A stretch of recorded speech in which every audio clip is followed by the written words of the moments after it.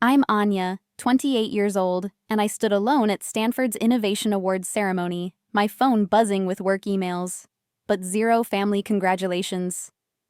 Empty seats stared back where my parents and siblings promised to be. The moment I won Young Entrepreneur of the Year for my AI healthcare startup, I realized they chose my sister's neighborhood barbecue instead. 3 years later, when Forbes announced my company's $185 million valuation, suddenly Dad's first text in months appeared. "We need to talk about family support." The bitter irony almost made me laugh out loud. Before I share how my family's abandonment became my greatest strength, let me know where you're watching from today. If you've ever felt invisible to the people who should love you most, hit that like button and subscribe. Because this story will show you that sometimes the family you choose is worth more than the family you're born into. Growing up in suburban Seattle, I was always the weird tech kid in a family of traditional professionals. My parents made their preferences crystal clear from day one. My older sister Claire studied law and could do no wrong. My younger brother Ryan pursued medicine and walked on water. Meanwhile, I sat in my room coding dismissed as just playing on the computer. Our family dinners became performances where Claire and Ryan starred while I played the invisible extra. Dad would spend 30 minutes discussing Ryan's basketball stats or Claire's mock trial victories, then glance at me and say, "Still doing that computer thing?" Mom would nod absently, already planning the celebration dinner for whatever achievement the Golden Children had accomplished that week. In high school, I poured my soul into a revolutionary health monitoring app for the National Science Fair. The night before the competition, I begged my family to attend. "Sorry, sweetie," Mom said, not looking up from her phone. "Ryan has his championship game." Dad added, "Claire's flying in to watch him play. Family first, right?" I stood on that stage alone, accepting first place while scanning the empty audience for faces that never came. When Stanford's acceptance letter arrived, I raced to show my parents, hands trembling with excitement. Dad glanced at it briefly. "Computer science." "Well, at least it's Stanford, though not as prestigious as Claire getting into Harvard Law." Mom chimed in. "Have you thought about switching to pre-med like Ryan? Computers are so impersonal." That night, while they threw a surprise party for Ryan making varsity, I celebrated my acceptance alone in my room, whispering promises to my reflection that someday they'd see my worth. College became my escape and my proving ground. Living in a cramped dorm room, I started developing the algorithm that would become MediPredict AI. Using $500 from birthday money I'd saved for 3 years, I bought my first server space and began building. My roommate thought I was crazy staying up until 4 in the morning, training neural networks on medical data I'd legally obtained through Stanford's research partnerships. The breakthrough came during junior year when my algorithm successfully identified early markers for pancreatic cancer in test data with 94% accuracy 18 months before traditional detection methods. My hands shook as I called home. "Mom, I think I've created something that could save lives. My professor wants to introduce me to investors." Her response cut deep. "That's nice, honey, but I can't talk right now." We're at Claire's law school awards ceremony. She made law review. My first investor meeting arrived 2 months later. Sitting across from seasoned venture capitalists, I pitched my vision with passion that surprised even me. When they offered $50,000 in seed funding, I nearly cried. Racing outside, I called Dad first. "I got funded. Real investors believe in my idea." His response, "Funded? What does that mean?" "Listen, I'm with clients. We'll talk later." Later never came. Instead, I found out through Facebook that they'd thrown an impromptu party that same night for Claire landing her summer internship. The pattern crystallized with painful clarity. Every achievement I earned got minimized or ignored. When TechCrunch featured my startup in their ones to watch column, Mom's only comment was asking if I could help fix Claire's laptop. When I won the Stanford Entrepreneurship Award, they scheduled Ryan's graduation party on the same day, knowing I couldn't attend both. By senior year, I'd learned to celebrate alone. My birthday passed with a text from Mom sent 2 days late. My product launch received no acknowledgement. Even graduation felt hollow when I saw them sitting in the back row, clearly there out of obligation rather than pride. Dad spent the entire ceremony on his phone, while Mom kept turning around to wave at Ryan's girlfriend's parents. Building MediPredict AI became my therapy and my revenge. Every line of code represented proof that I mattered. Every successful test meant I was creating something valuable even if my family couldn't see it.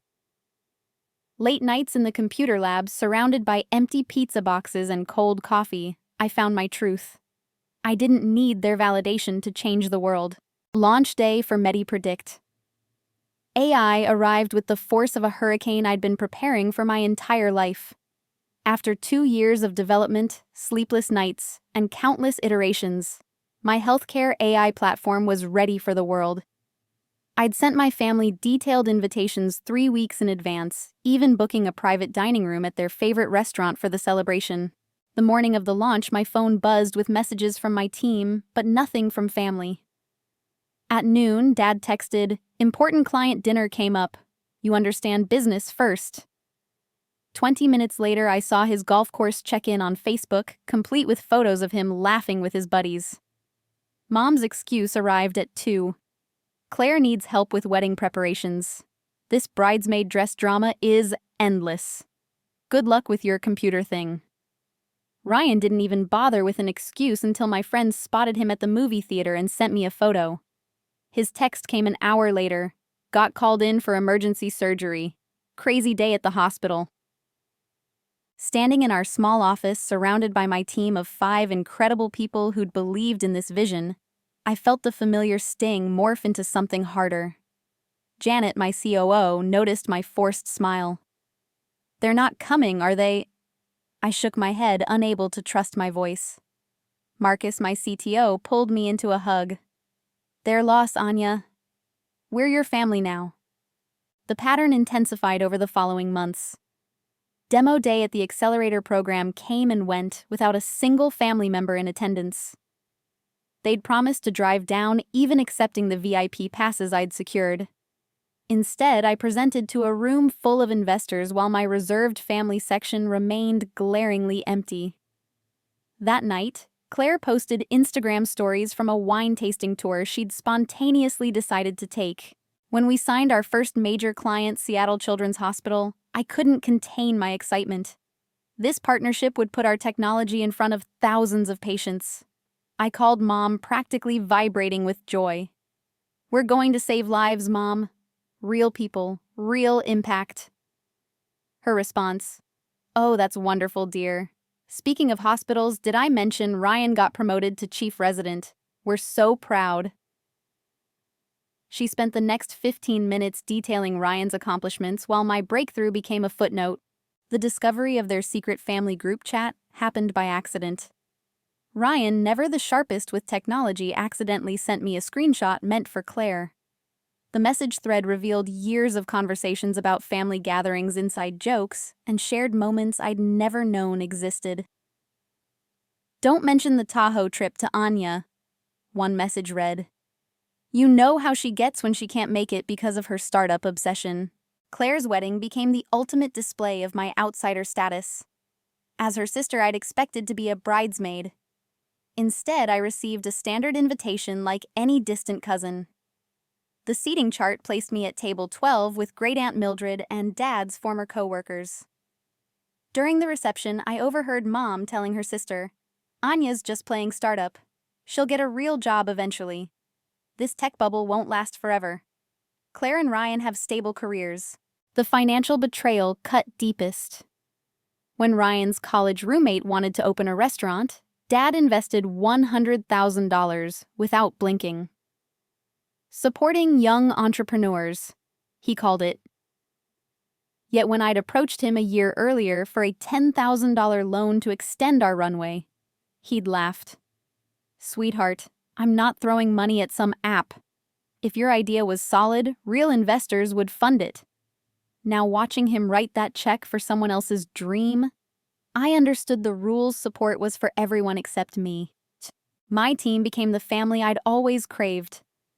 Marcus stayed late debugging code, even when his own wife was pregnant. Janet fought for our vision in boardrooms with the ferocity of a protective older sister. Keith, our lead developer, brought homemade soup when I got sick from overwork. David, our designer, decorated my office for my birthday when my family forgot entirely. Sarah, our intern, looked at me with admiration my siblings never showed. Late one night, after a particularly brutal 18-hour day, I sat in our empty office crying. Not from exhaustion or stress, but from the simple question that haunted me. Why wasn't I enough for them? What could I have done differently? The answer came with my computer screen's reflection showing my tear-stained face nothing. I could cure cancer tomorrow, and they'd find a reason to minimize it. MediPredict AI grew despite their absence, or perhaps because of it. Every rejection from family fueled another feature. Every ignored milestone pushed me to reach higher. We developed partnerships with 12 hospitals in 6 months. Our algorithm's accuracy improved to 97%. Forbes noticed. TechCrunch featured us again. The Valley started buzzing with our name. Still, my phone remained silent of family congratulations. The final straw came during Thanksgiving. I'd flown home hoping to share news of our pending Series A round. At dinner, I waited for an opening between discussions of Claire's honeymoon and Ryan's research paper.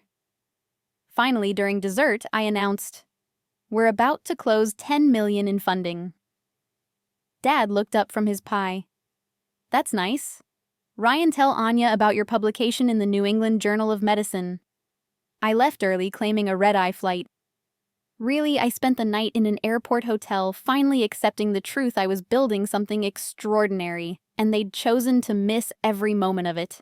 The Stanford Innovation Awards represented everything I'd worked toward since those lonely nights in my dorm room. The selection committee had reviewed hundreds of nominations, and MediPredict AI made the final 5 for Young Entrepreneur of the Year. The ceremony was scheduled for May 15th, and I made sure to plan around Claire's neighborhood barbecue, confirming dates with family 3 times. "Of course we'll be there," Dad assured me during our April call. "Wouldn't miss it for the world." Mom echoed his sentiment, even asking about dress code. "We want to look appropriate for our daughter's big moment." Ryan promised to drive them down, joking about finally seeing what I'd been building all these years. For once, I allowed myself to believe them. The morning of the ceremony, I texted the family group chat with parking instructions and their VIP badge numbers. Mom replied with thumbs-up emoji. Claire sent, "Can't wait." I arrived 2 hours early, nervous energy coursing through me as I watched crews set up the auditorium. My presentation was polished. My dress, perfect my hope, dangerously high. As attendees filed in, I kept glancing at the reserved section. Janet and Marcus arrived first, followed by Keith and the rest of my team. The seats marked Anya's family remained empty. 5 minutes before start time, I checked my phone. A single text from Ryan. "Traffic is brutal. Start without us." Okay. The ceremony began. They called my name for the presentation. I walked to the stage, scanning the audience one last time. During my 15-minute pitch, I transformed disappointment into fuel, delivering the best presentation of my life. When they announced MediPredict AI as the winner, the auditorium erupted. I accepted the award with steady hands and a breaking heart. Backstage, the security guard mentioned, "Your family stopped by earlier but said they couldn't wait. Something about a barbecue starting soon." The truth hit like a physical blow. They'd chosen Claire's casual backyard party over my career-defining moment. Not traffic, not emergency, just priorities clearly stated. Marcus found me crying in the bathroom. Without words, he gathered the team. They surrounded me with the warmth my blood relatives had withheld. Janet popped champagne in the parking lot. Keith ordered pizza to the office. David created a celebration banner on his laptop. We partied until 3 in the morning, and for hours at a time I forgot about the empty seats. The next morning brought salt to the wound. Mom posted dozens of barbecue photos on Facebook. "Perfect day with family," the caption read. In the background of one photo, I spotted them arriving at Claire's house at 2:30, exactly when my presentation had started. They hadn't even tried to make it. Series A negotiations began the following month. After 12 meetings and 3 competing offers, we closed $10 million at a $45 million valuation. The moment the wire transfer hit, I felt vindicated. Real investors believed in what family dismissed. I called Dad from the celebration dinner, wine making me optimistic. We did it. $10 million. The company is valued at $45 million. His response sobered me instantly. That's nice, sweetheart. Actually, since you're doing well, I have a favor. My golf buddy needs some kind of medical analysis. Can your app thing help? I told him you'd do it for free. The request started flowing once word of our funding spread through family networks. Claire texted first. Hey sis, so proud of you. BTW Josh and I are looking at houses. Think you could help with the down payment? Maybe 50,000. Family helps family, right? I stared at the message, remembering how she'd ignored my existence for years. I'm not in a position to loan money, I replied. Her response was instant. Loan. I thought it would be a gift. Wow, success really has changed you. Ryan's request came wrapped in false nostalgia. Remember when I helped you with AP biology? I'm looking at new diagnostic equipment for my practice. 30,000 would cover it. Consider it payback for all that tutoring. The tutoring he referenced was one afternoon where he'd spent 20 minutes explaining cell structure while playing video games. Mom and Dad's approach was more subtle. Your father's retirement account took a hit, Mom mentioned during a rare call. But we're not asking for anything. We know you're busy with your computer company. The guilt trip was obvious, made worse by Dad's follow-up email with retirement community brochures and a spreadsheet of their monthly expenses highlighted in red. When I held firm on my boundaries, their narrative shifted. Suddenly, I was the selfish daughter who'd forgotten her roots. We sacrificed everything for your education, Dad wrote in a lengthy text. Now you can't help your family. What kind of daughter have you become? The irony of him claiming sacrifice while investing 6 figures in Ryan's friend's restaurant wasn't lost on me. Aunt Martha, Mom's sister who'd always lived in Oregon, called unexpectedly one evening. Anya, honey, I need to tell you something, she began carefully.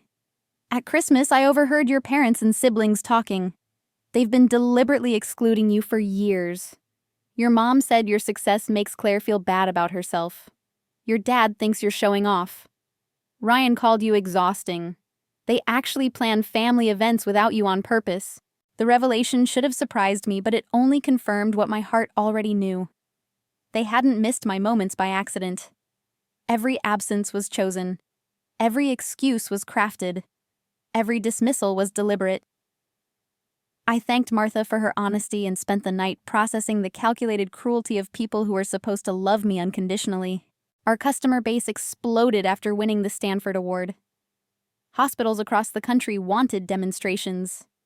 Insurance companies started calling. We hired 20 new employees in 2 months. The office expanded to a full floor. Media requests poured in. Through every triumph, my phone remained silent of family congratulations. They'd made their choice, and I was finally making peace with mine. Everything changed the day Senator Patricia Williamson's life was saved by MediPredict AI. Her routine screening through our system detected pancreatic cancer 18 months before traditional methods would have caught it. The early intervention meant a simple surgery instead of terminal diagnosis.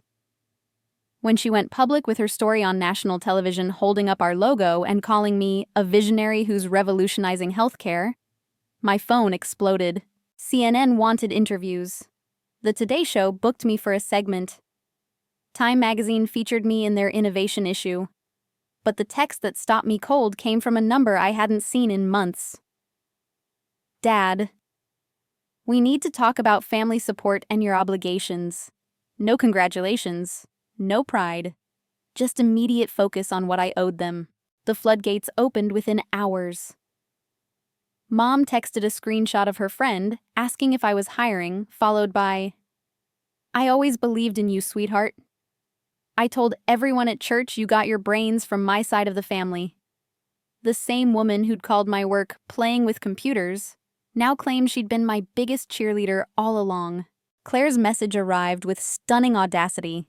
Sister CEOs should support each other. I started an Etsy shop selling jewelry. With your connections, we could be partners.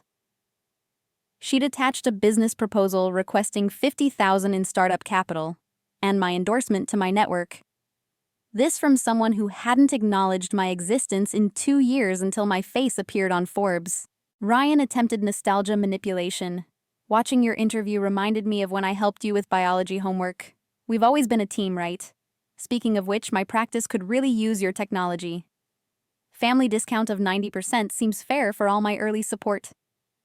I searched my memory for this supposed support and found only dismissal and mockery. The Series B funding round exceeded everyone's expectations. $40 million at a $185 million valuation. Forbes ran the headline, MediPredict AI founder Anya, 28, revolutionizing healthcare one algorithm at a time. The article detailed our journey, our impact, and our projected path to unicorn status. Within an hour, I had 17 messages from relatives I hadn't heard from in years. Dad showed up at our office the next morning without warning. Security called me confused. There's a man here claiming to be your father. He's demanding to see you and saying something about his rightful place in the company. I watched him on the security monitor, red-faced and gesturing wildly. Part of me wanted to let him in, that little girl still seeking approval. The CEO in me knew better. Please escort him out. He doesn't have an appointment. His voicemail came within minutes. How dare you have security remove me? I'm your father. I invested in you by raising you, feeding you, putting a roof over your head. That entitles me to a board seat and at least 20% equity. You owe me that much. Call me back immediately or I'll have my lawyer contact you. The delusion was breathtaking. He genuinely believed that basic parenting entitled him to millions of dollars. Claire took to social media for her smear campaign. She posted old photos with captions like, "So proud of my sister, even though success has made her forget about family." The comments section filled with her friends sympathizing about how money changes people. When that didn't work, she escalated to claiming I'd stolen her childhood computer to start my company. The computer in question was a 15-year-old desktop Dad had thrown in the garage, which I'd rescued and rebuilt. Mom's manipulation was more sophisticated. She called my investors' offices, introducing herself as Anya's mother and expressing concerns about her emotional stability under pressure. She suggested they might want to have family oversight in the company for my own good. Fortunately, my lead investor called me immediately, assuring me they recognized toxic family dynamics when they saw them. The extended family emerged like vultures circling prey. Cousins I'd met twice suddenly remembered our close bond. Uncles pitched their business ideas. Aunts needed loans for emergencies. The most egregious was Mom's cousin claiming I'd promised to pay for her daughter's college tuition during a conversation we'd never had. Each request came with the same underlying threat: help us or we'll make your life difficult. The narrative they constructed was masterful in its delusion. According to their version, they'd been supportive parents who sacrificed everything for my success. They'd attended every event, celebrated every milestone, funded my dreams. The fact that documentation proved otherwise didn't matter. They posted old photos on social media, carefully curated to support their fiction. A picture from my 5th grade science fair became, "Always supporting our little genius." The graduation photo where they looked miserable transformed into "so proud of our Stanford graduate." When manipulation failed, they moved to threats. Ryan filed a formal complaint with the Medical Technology Board, claiming our AI system was dangerous and untested, despite our FDA approvals and peer-reviewed studies. He suggested only his medical expertise could ensure patient safety, offering to join as chief medical officer for a modest salary of $500,000 plus equity. Discovering they'd told extended family I'd refused to help with grandma's medical bills was the final insult. I'd never received a single request about grandma's health. When I investigated, I learned they'd been collecting money from relatives on my behalf while painting me as heartless. Grandma herself had no idea believing Medicare covered everything. The scam was so bold it almost impressed me. Through all of this, my chosen family stood firm. Janet intercepted the crazy calls. Marcus upgraded our security systems. Keith created a database of false claims with evidence refuting each one.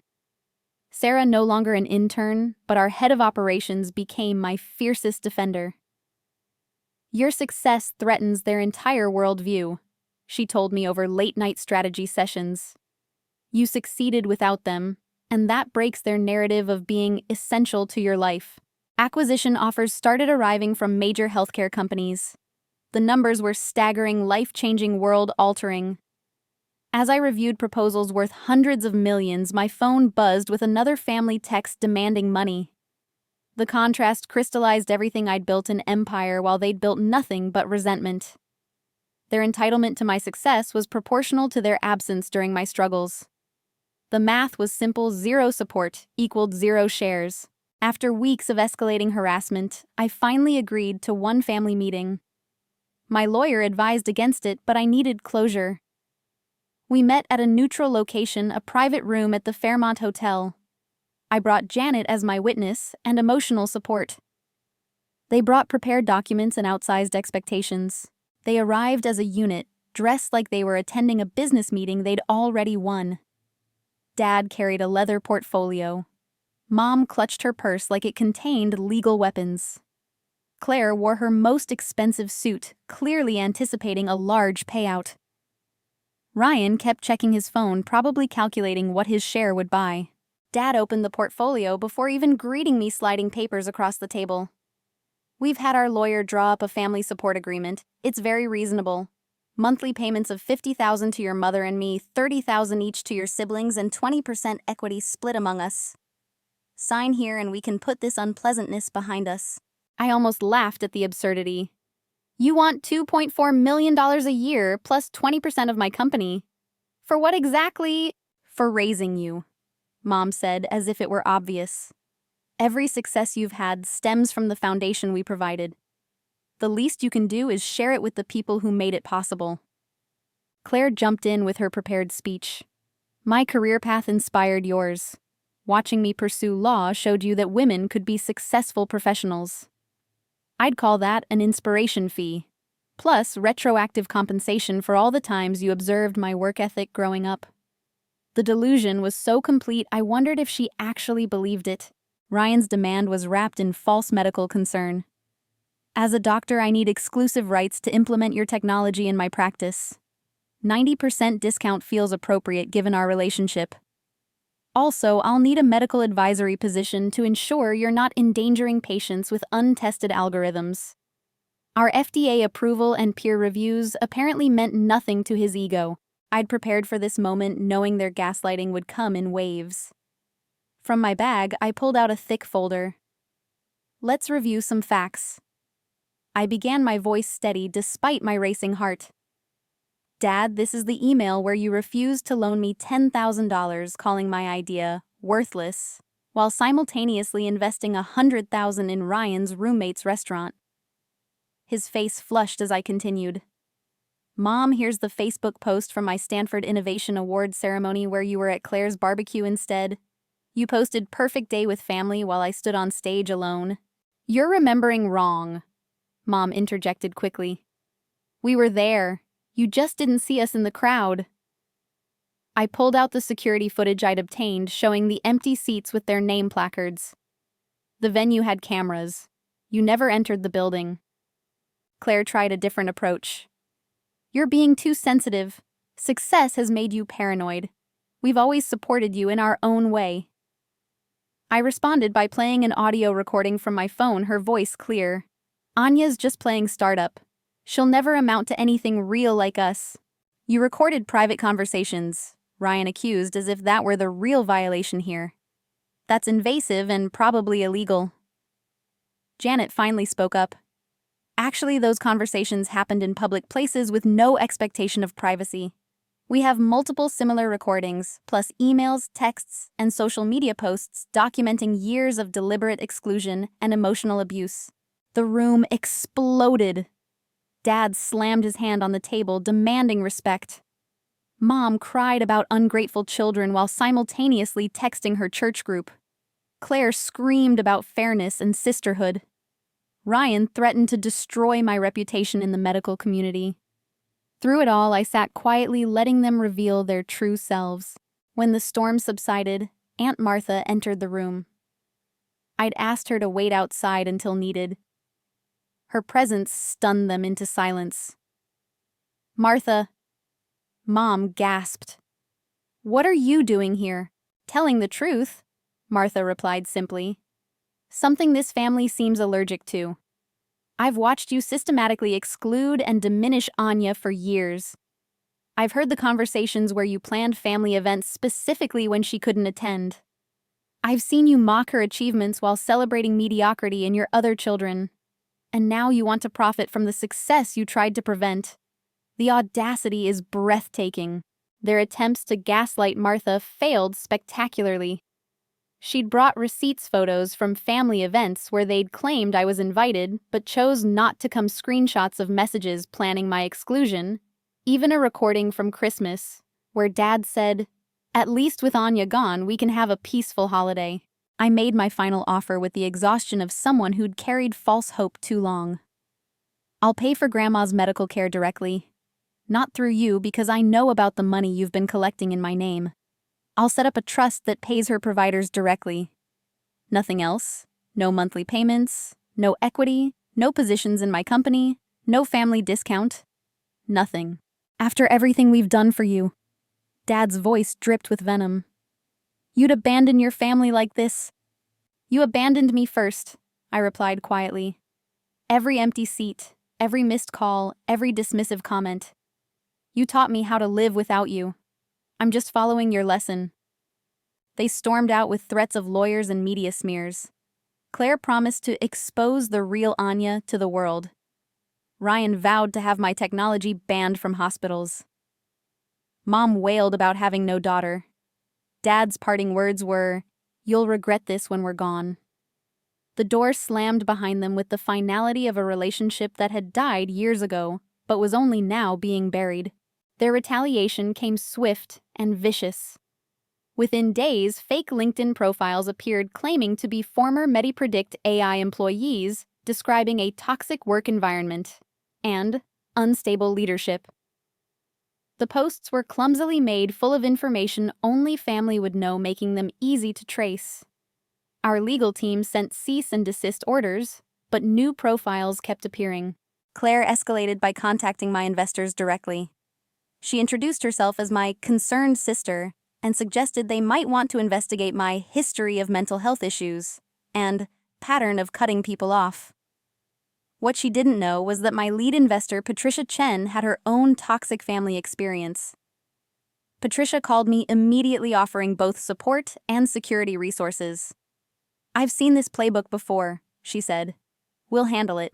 My parents attempted to access an old joint bank account from my college days, apparently forgetting I'd closed it years ago when they'd tried to withdraw money without telling me. The bank flagged the suspicious activity and alerted me. They'd actually tried to file paperwork claiming power of attorney, stating I was mentally incompetent. The desperation was pathetic. Ryan's false complaint to the medical board backfired spectacularly. The investigation required him to provide evidence of our technology's dangers. Instead, investigators found our FDA approvals, peer-reviewed studies, and glowing testimonials from legitimate medical professionals. They also discovered Ryan had been falsifying patient records at his own practice, prescribing unnecessary procedures for profit. His medical license was suspended pending further investigation. Karma had found him without my involvement. The IPO announcement changed everything. MediPredict AI went public at a $500 million valuation. On listing day, I stood at the New York Stock Exchange, surrounded by the people who'd actually supported my journey. Marcus held one side of the banner, Janet the other. Keith, David, Sarah, and our entire team wore matching t-shirts reading, Family isn't always blood. The opening bell moment was everything my Stanford award should have been. No empty seats, no broken promises, no dismissive comments. Just genuine pride from people who'd watched me build something extraordinary. As confetti fell and cameras flashed, I felt the weight of seeking approval finally lift. This was what real support looked like. Media outlets picked up the story of my family's attempts to claim credit and cash in. Ex-employees came forward with their own stories of my family's behavior. A former classmate revealed how Mom had asked her to spy on me in college. A childhood friend shared screenshots of Claire trying to get dirt on my company. The narrative they'd tried to create crumbled under the weight of evidence. I used the moment to announce the Forgotten Founders Foundation, a nonprofit supporting entrepreneurs without family backing. The first scholarship went to a young woman from Detroit, whose parents had kicked her out for choosing computer science over nursing. Watching her accept the award, tears streaming down her face, I saw my younger self receiving the support I'd craved. My penthouse overlooking Central Park became the setting for new traditions. Thanksgiving meant chosen family gathered around my table, sharing gratitude for bonds forged by choice rather than blood. Christmas Eve brought white elephant gift exchanges with my team, laughter filling spaces where judgment once lived. My birthday became an annual fundraiser for young entrepreneurs, transforming a day of forgotten celebrations into one of giving forward. Love arrived unexpectedly in the form of Dominic Chen, a fellow entrepreneur who understood the unique pain of family rejection. We met at a founder's dinner where he shared his own story of building a renewable energy company, while his family insisted he join their restaurant business. Our first date lasted 8 hours, comparing scars and dreams with equal vulnerability. He never questioned why I didn't speak to my family. He simply understood. A year into our relationship, I met Dominic's parents. Their warmth overwhelmed me. His mother hugged me like I'd always belonged. His father asked detailed questions about my technology, genuinely interested in understanding my work. They celebrated our successes and supported us through challenges without asking for anything in return. This is what family should feel like, I whispered to Dominic after our first holiday with them. This is what family does feel like, he corrected gently. The final chapter of my biological family's drama came through lawyers. Dad faced an IRS audit that revealed years of tax evasion. The $100,000 he'd invested in Ryan's friend's restaurant had been hidden from proper reporting. Claire's husband filed for divorce after learning about her lies and attempts to access my money. Her Etsy shop failed within months, and she was left with nothing but the bitterness she'd cultivated. Ryan lost his medical license permanently and moved to another state, telling people his sister had ruined his life. 2 years after our confrontation, I received one last message from Dad. I'm proud of you. 3 words, no context, no apology. I stared at them for a moment, feeling nothing. No anger, no sadness, no hope. Just nothing. I deleted the message without responding and went back to the life I'd built without them. Some bridges once burned illuminate the path forward with their flames. 2 years after going public, MediPredict AI was acquired by Providence Healthcare Systems for $2 billion. The number was surreal, but more meaningful was what we'd accomplished. Our technology had detected cancer early in over 100,000 patients, literally saving lives that would have been lost to late diagnosis. Standing at the press conference announcing the acquisition, I thought about that lonely girl coding in her dorm room, dismissed by her family as playing with computers. The Forgotten Founders Foundation had grown beyond my wildest dreams. We'd supported 300 young entrepreneurs in our first year, providing not just funding, but mentorship and emotional support. Our annual gala raised millions, but more importantly, it gathered hundreds of people who understood that family rejection didn't determine your worth. I gave the keynote that year, looking out at an audience of brilliant minds who'd been told they weren't enough by the people who should have loved them most. Speaking engagements at universities became my favorite responsibility. Standing in Stanford's auditorium, where I'd once accepted an award to empty family seats, I now faced rooms packed with eager young innovators.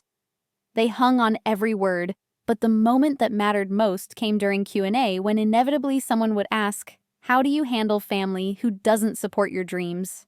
My answer never varied in its honesty. You mourn the family you deserved, but didn't get. You feel the pain because it's real and valid. Then you build something so beautiful that their absence becomes just another part of your origin story, not your ending. Success isn't about proving them wrong. It's about proving yourself right. Dominic proposed during a foundation event surrounded by our chosen family and the young entrepreneurs we supported. His parents flew in from California, treating me like the daughter they'd never had but always wanted. As he knelt ring in hand, I saw my team crying with joy. Janet was already planning the wedding. Marcus started a betting pool on who would sob first during vows. This was family. This was love. This was everything I'd built from the ashes of rejection. We married the following spring in a ceremony that perfectly captured our values. Instead of traditional family sides, we arranged seats by the chapters of our lives, college friends, early employees, fellow founders, foundation scholars. My biological family wasn't invited. They found out through social media where friends shared photos of a joy they'd chosen to miss. I didn't block them from seeing it. Let them witness what love actually looked like. Building new traditions with Dominic's parents healed wounds I didn't know still bled. His mother taught me family recipes with patience my own mother never showed. His father attended every major business milestone, proud in ways that required no blood relation. They called me daughter with an ease that initially made me flinch, then gradually made me whole. "Family finds a way," his mother said one evening, teaching me to fold dumplings. "Sometimes it just takes longer routes to reach you." The Seattle house I'd grown up in went on the market according to public records. I discovered this accidentally while researching property data for a new venture. The listing photos showed my childhood bedroom converted to storage, any trace of my existence erased. I felt nothing. That house had never been home. Home was the penthouse where my chosen family gathered. Home was Dominic's arms after a brutal day. Home was the offices where hundreds of employees built life-saving technology together. One rainy Thursday, a young woman appeared at our foundation offices. Emma, 22, clutching a laptop like a lifeline. "My parents cut me off for dropping pre-med to pursue AI research," she said, tears streaming. "Everyone says I'm throwing my life away, but I know this is what I'm meant to do." I saw myself in her desperate determination and scheduled a mentorship meeting that afternoon. Over coffee, Emma shared her story. High-achieving immigrant family, traditional expectations, dreams dismissed as impractical. The parallels to my journey were eerie. "They love me," she insisted, the same lie I'd told myself for years. "They just want what's best." I let her keep that comfort while providing practical support, foundation funding, introduction to advisors, and most importantly, the knowledge that she wasn't alone. A year later, Emma's AI mental health platform secured seed funding. She called me crying with joy, then admitted, "My parents still won't acknowledge what I'm building." "When does it stop hurting?" I told her the truth. The hurt transforms, but never fully disappears. You just build something beautiful enough that the pain becomes worth it. And you surround yourself with people who celebrate your victories, like they're their own. The final encounter with my biological family came unexpectedly. Grocery shopping in Seattle during a business trip, I turned a corner and nearly collided with Mom. She'd aged poorly, stress etching deep lines around her eyes. We stood frozen strangers who shared DNA, but nothing else. "Anya," she whispered, reaching out instinctively. I stepped back, not from anger, but from absence of feeling. "Hello," I replied, polite but distant, the way you'd greet someone you vaguely recognized but couldn't place. She started crying about missing me, about mistakes, about wanting another chance. I listened without interrupting, feeling oddly disconnected from her performance. When she finished, I said simply, "I hope you find peace," and walked away. No dramatics, no confrontation, No closure she didn't deserve. Just the quiet end of a relationship that had died long before that moment. I finished shopping, flew home to New York, and told Dominic about it over dinner like any other minor event from my day. Success isn't revenge. This truth took me years to understand. Building MediPredict AI wasn't about showing them they were wrong. It was about showing myself I was capable. Every life saved through early detection happened because a lonely girl refused to believe she wasn't worth celebrating. Every scholarship granted meant another dreamer wouldn't face their journey alone. Every chosen family gathering proved that love isn't limited by blood. The deepest lesson came late one night holding Dominic's hand while reviewing foundation applications.